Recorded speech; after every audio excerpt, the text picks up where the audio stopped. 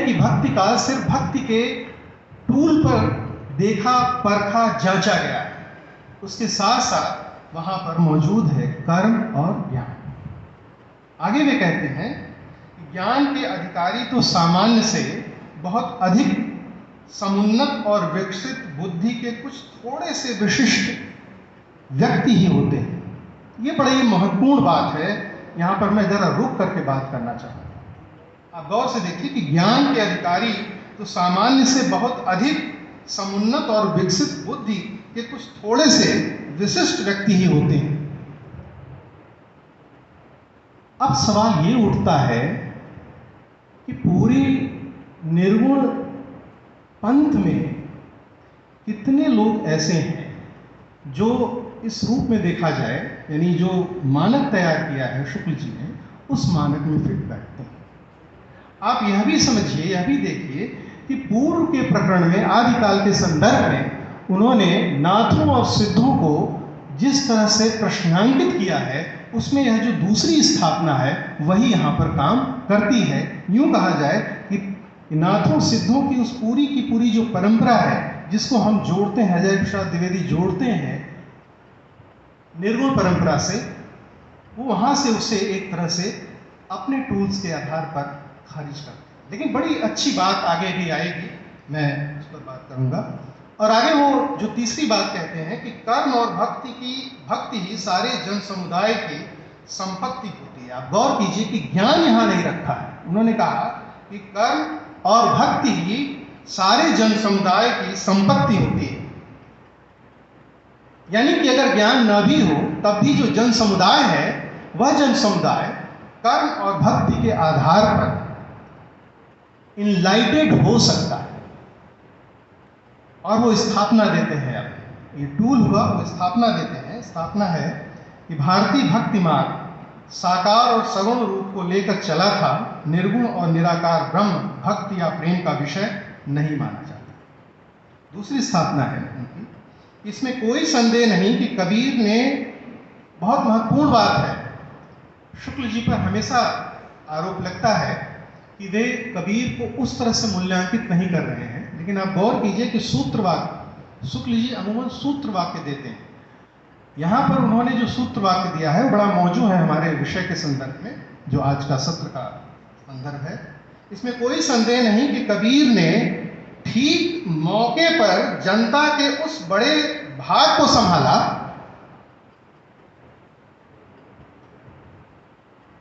उस बड़े भाग को जो कि आज जिनको स्वीकार किए हुए बिना हम आगे नहीं बढ़ सकते हैं। शुक्ल जी हमारे लिए हमेशा एक, ये कहा जाए कि एक ऐसे माइलस्टोन है जो हमेशा प्रकाश देते हैं, प्रकाशित करते हैं। उनकी वो पुस्तक लाजवाब है।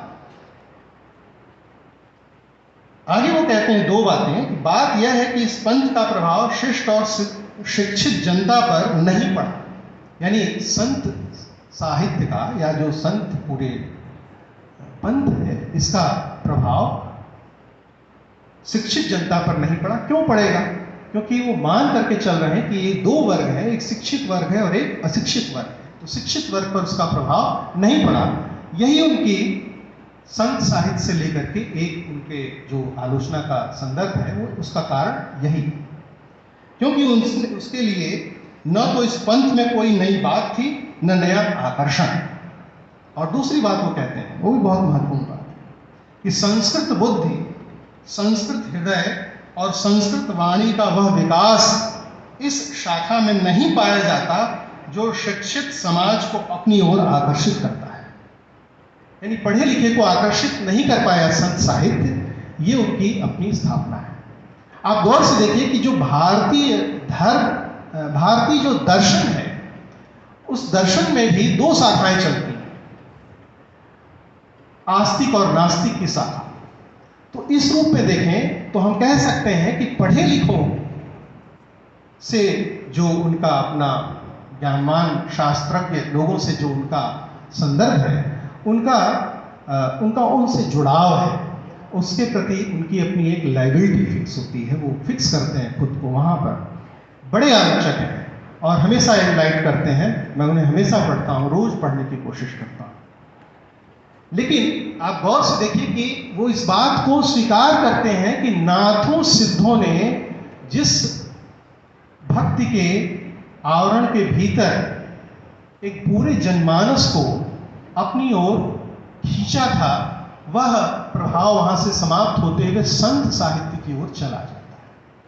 अब मैं आता हूं दूसरे पक्ष पर। दूसरा पक्ष यह है कि कबीर आदि संत जिनके लिए कहा जाता है कि अनपढ़ थे, लेकिन वो कौन सा ऐसा स्पार्क था, कौन सी ऐसी लाइट थी जिसने अचानक पूरे समूह को अपनी ओर खींच लिया।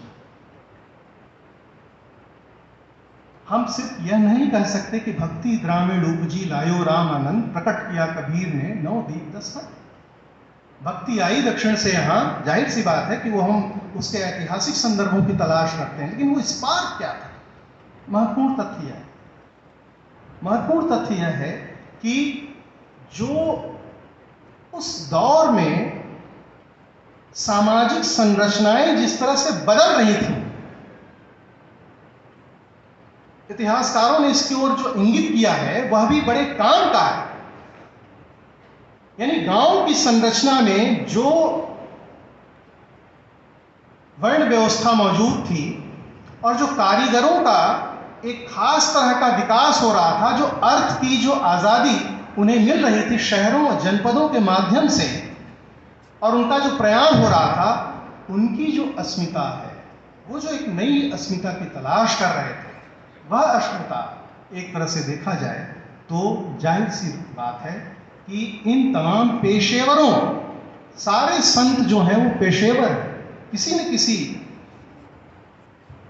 पेशे के साथ जुड़े हैं, और वे उसी पेशेवरी के साथ यूं कहा जाए कि अपनी अस्मिता और जन अस्मिता के लिए वो खड़े होते हैं। एक तरह से देखा जाए तो यह कबीर आदि का एक ऐसा संधान था, एक ऐसा आंदोलन था, वैचारिक आंदोलन था, जो कि सामाजिक आंदोलन और सांस्कृतिक आंदोलन के रूप में परिगणित होता हुआ चला। कबीर आदि जो संत हैं वो अपने समय में कोई ठीहा नहीं बनाते। आप गौर से देखिए कि कबीर भी यात्राएं करते हैं और तमाम जो और संत हैं वो भी यात्राएं करते हैं। यात्राओं का क्या मतलब? यात्राएं दरअसल उन विचारों का संप्रेषण। हमारे यहाँ कुलपति हुए प्रोफेसर नाग साहब ने एक पूरा का पूरा एटलस बनाया, और वो एटलस था भारतीय संतों का यात्रा पथ। यानी वो कहां से लेकर के कहां तक यात्रा किए हैं, उसकी प्रामाणिकता पर बात मैं नहीं कर रहा हूं, रेफरेंसेस के आधार पर उन्होंने जो मैप बनाया, मैपिंग की, उसमें कबीर की यात्रा पूरे भारतवर्ष को आप देखिएगा कि खींचती है। उसके साथ साथ आप देखिए कि मिडिल ईस्ट तक जाती है। नानक को भी देखिएगा तो उनकी भी पूरी यात्रा पूरे भारतवर्ष को लेकर के खींचती है, और उसके बाद मिडिल ईस्ट तक जाती है। दोनों के रूट थोड़े थोड़े अलग हैं। ये यात्राएं बताती हैं कि जो संवाद है, भारतीय ज्ञान परंपरा हमेशा एकांगी परंपरा नहीं रही है, वो संवाद की परंपरा रही है, वो संवाद करती रही है, और बिना संवाद के भारतीय परंपरा का लोहा दुनिया नहीं मानी। संवाद ही है, चाहे वो हमारी सनातन परंपरा के संवादी स्वर हों, वेद उपनिषद के संदर्भ में मैं बात कहूं, या फिर बौद्ध परंपरा या जैन परंपरा हो, या चारवाकों की परंपरा हो, या भाषा विदों की परंपरा हो, यह हमेशा संवाद करती रही है।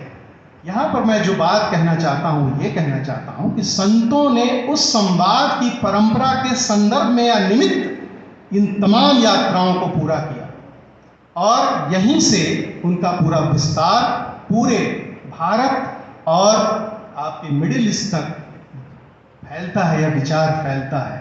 विचार के फैलने के तमाम सामाजिक कारण थे, हम जानते हैं, जिस पर चर्चा हो चुकी है, मैं उसको पुनः यहाँ नहीं दोहराऊंगा।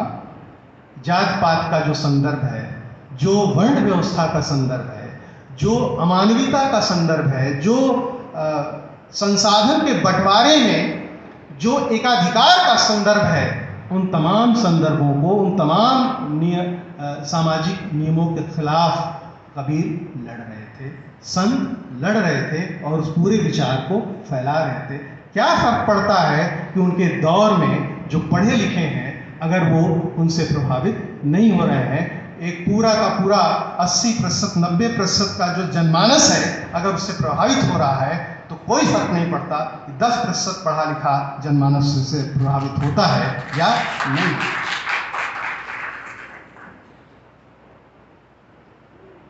मैं यहाँ पर कबीर के कुछ चमत्कृत करने वाले और प्रश्नांकित करने वाले एक दो पदों को बोलूंगा। हम ये जानते हैं कि पूरे भक्ति काल का जो स्लोगन है, या यूं कहा जाए कि जो उसका एक पूरा का पूरा नारा है कि जाति पात पूछे नहीं कोई, हरि को भजे सो हरि का।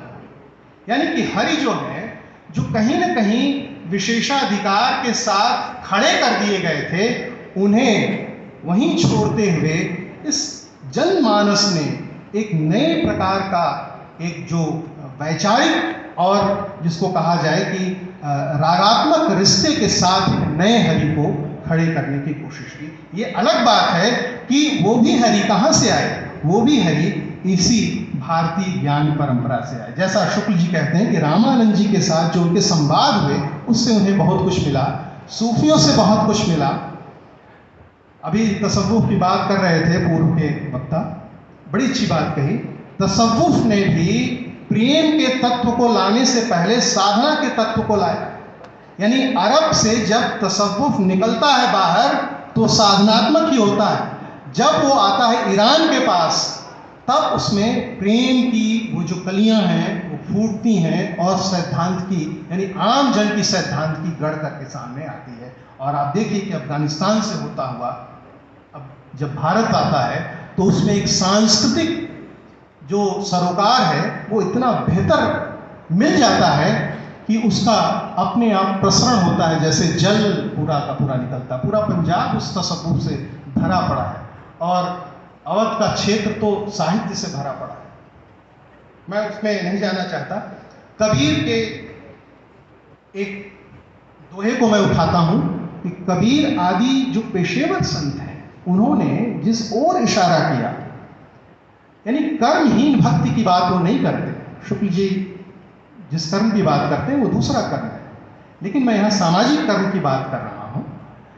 यहाँ पर देखिए कि कबीर साधु संत सन्यासी सबको प्रश्नांकित करते हैं, सिर्फ हिंदू और मुस्लिम को प्रश्नांकित नहीं करते। कई बार तो गुरु को भी प्रश्नांकित करते हैं। यह प्रश्न उठाने का जो साहस है, परंपरा है, वो संतों में मौजूद है। वो सिर्फ ये नहीं कहते कि गुरु गोविंद दो खड़े काके लागू पाऊं, ये भी कहते हैं कि जाका गुरु आंधला चेला मेरा निरंग, अंधे अंधे ठेलिया दोनों कूप पड़े। यानी कि गुरु भी अगर प्रश्नांकित करने वाला है तो उसे प्रश्नांकित किया जाना चाहिए। बावजूद इसके कि गुरु अगर रूठ जाए तो कहीं और ठौर नहीं है, गुरु की इतनी महत्ता है, बावजूद इसके प्रश्न करने का साहस है ऐसे कबीर। और ये साहस सारे संतों में एक नए तरह की वैचारिकी और ज्ञान कांड की रचना कर रहे थे।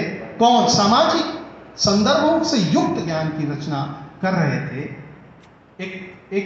एक नया रास्ता गढ़ रहे थे जिसके पीछे पूरी वैचारिकी का जो की भूमिका है वो दक्षिण से आई थी।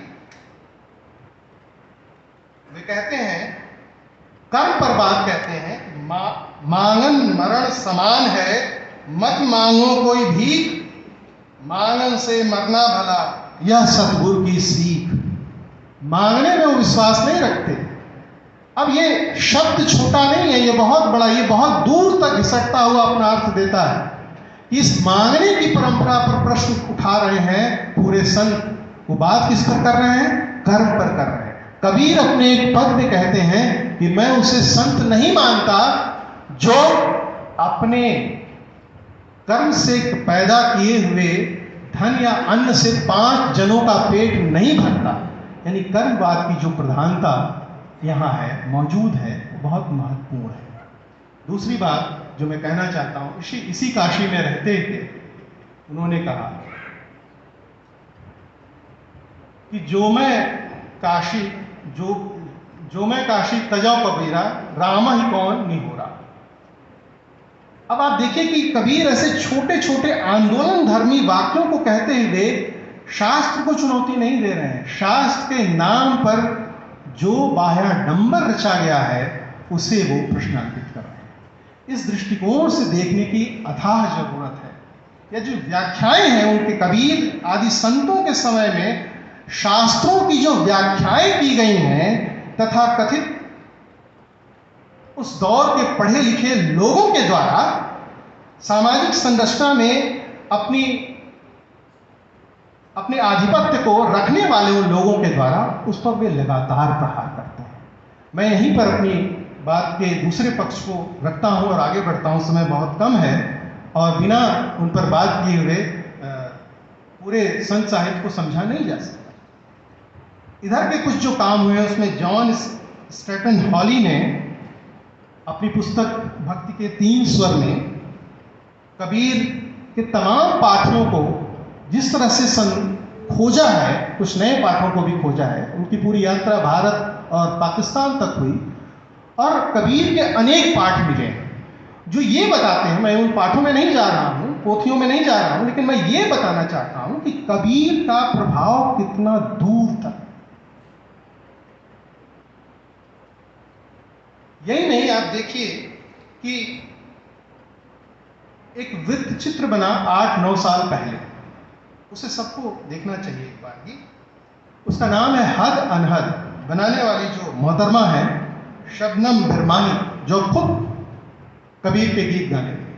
उस पूरे वृत्त चित्र में भारत में जो गायकी की परंपरा है, जो कबीर की गायकी की परंपरा है, उस पर बना हुआ वो वृत्त चित्र है। और आप देखिए कि वो मध्य प्रदेश से वह वृत्त चित्र पूरा निकलते हुए और पाकिस्तान तक पहुंचता है। और आपको बताएं कि जिस रूट पर यह गायकी विकसित होती है, कबीर गायकी विकसित होती है, और कबीर जिस रूट से गए हैं उस रूट पर भले अब वहाँ पर दूसरे वो हों, लेकिन अभी भी उसका जो विस्तार है वो वैसा का वैसे बना हुआ मौजूद है। वे लिखते हैं कि अभी भी स्टेनली के जो नए आंकड़े हैं वो लिखते हैं हॉली के कि अभी भी तमाम ऐसे दलित और पढ़े लिखे लोग, रिक्शा चालक, सीईओ, तमाम ऐसे हैं जो कबीर पंथ में अपने या कबीर के विचारों से ओतप्रोत हैं और वो लगातार उसके अनुयायी बने हुए हैं। तो यह विस्तार हमारे आज के दौर तक मौजूद है। हम नहीं भूल सकते हैं भीमराव अंबेडकर जो कहते हैं कि कबीर तो हमारे बड़े गुरु ही थे। या पूरी दलित परंपरा को आप उठा करके देखिए तो उनके गुरु के रूप में वो खड़े होते हैं। हालांकि वो कबीर को अपने नजरिए से देखते हैं, लेकिन आप गौर से देखिए कि हिंदू और मुस्लिम के नजरिए से कबीर ने बात कही ही नहीं। कबीर ने अपनी पूरी बात, अपना पूरा डिस्कोर्स जो गढ़ा है, निर्मित किया है, वो आम जन के लिए। वो आम जन के कवि हैं और आम जन का वह जो फलसफा है वह बहुत प्रामाणिक रूप से आज जो विस्तार लिए हुए खड़ा है वो नानक द्वारा सिख पंथ में दिखाए गए सरोकारों में नजर आता है। वहां पर चंद बातें मैं करके अपनी बात को समाप्त करूंगा।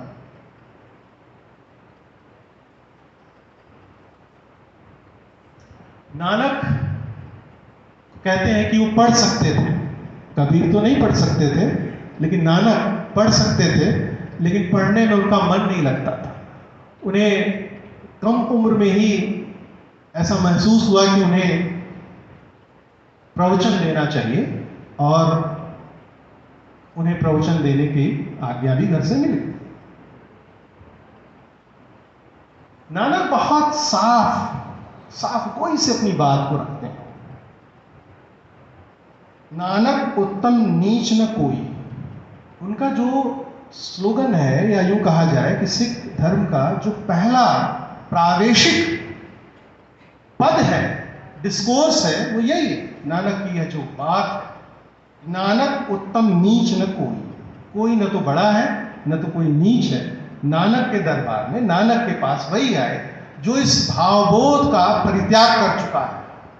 यही बात संत भी कर रहे हैं, यही बात नानक भी कर रहे हैं। ये देखा जाए तो पूरा का पूरा जो उत्तर भारत से लेकर के पश्चिमांचल है, ये सारा यही बात कह रहा है। वो कौन सी ऐसी बात है?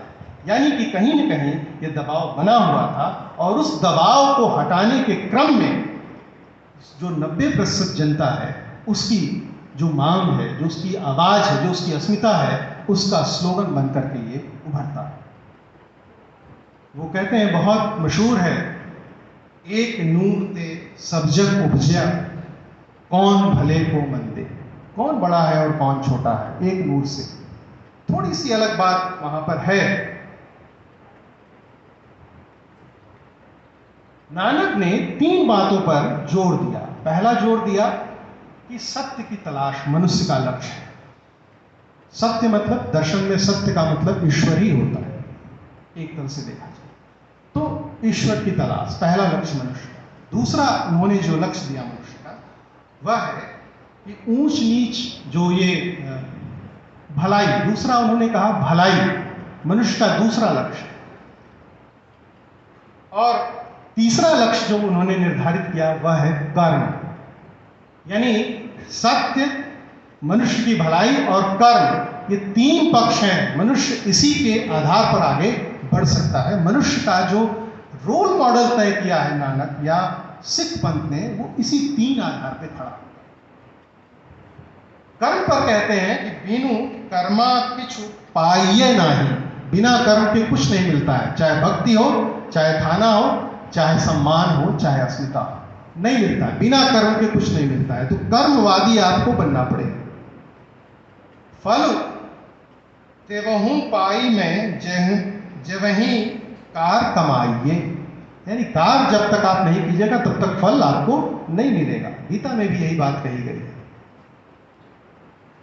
दलित प्रसंग बहुत महत्वपूर्ण है वहां पर।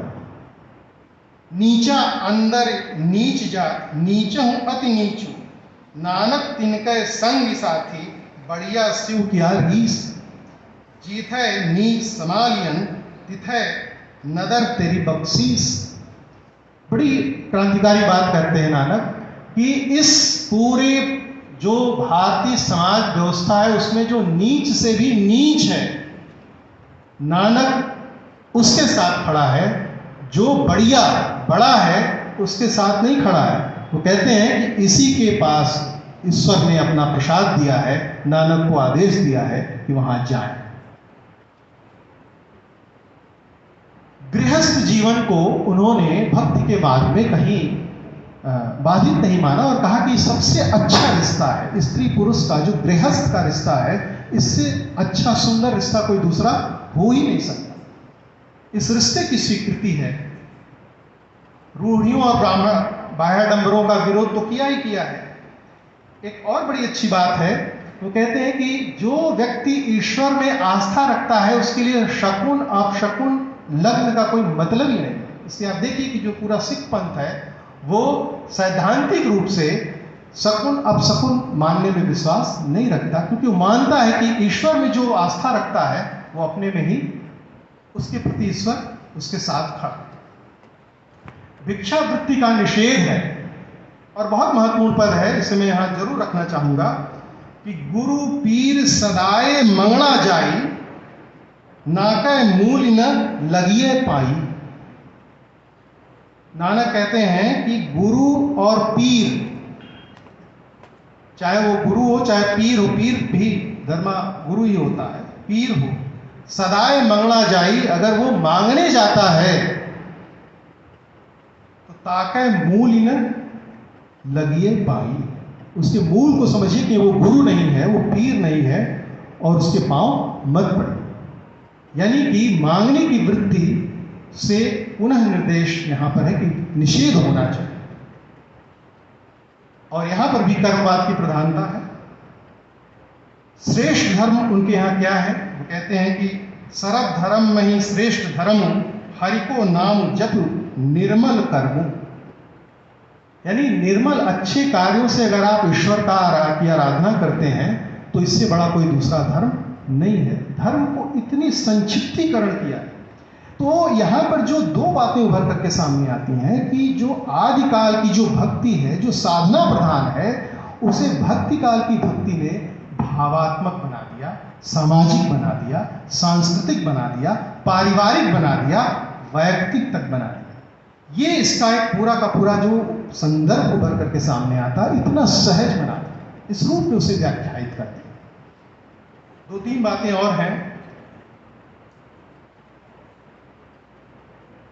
सिख धर्म ने अपने उस दौर में जिन बातों का, अभी मैडम बात कर रही थी कि जेंडर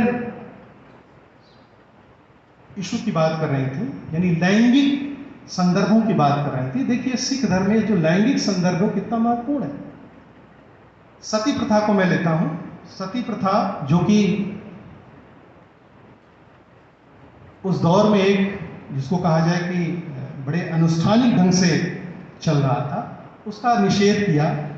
अर्जन दास ने, जो गुरु अर्जन दास थे, उन्होंने उसका विरोध किया और कहा कि सती होने का मतलब यह नहीं है कि आग में किसी स्त्री को जला दिया जाए, विरह को सहना भी सती होना है। यानी यह अर्जन दास की, गुरु अर्जन दास की और उनके उसके पूरे पंथ की ये स्वीकृति है कि जो सती प्रथा है वह नहीं होना चाहिए। और इसके लिए लगातार गुरु अर्जन दास ने, उनके अनुयायियों ने कार्य किया और सती प्रथाओं को रोका, विधवा विवाह कराए।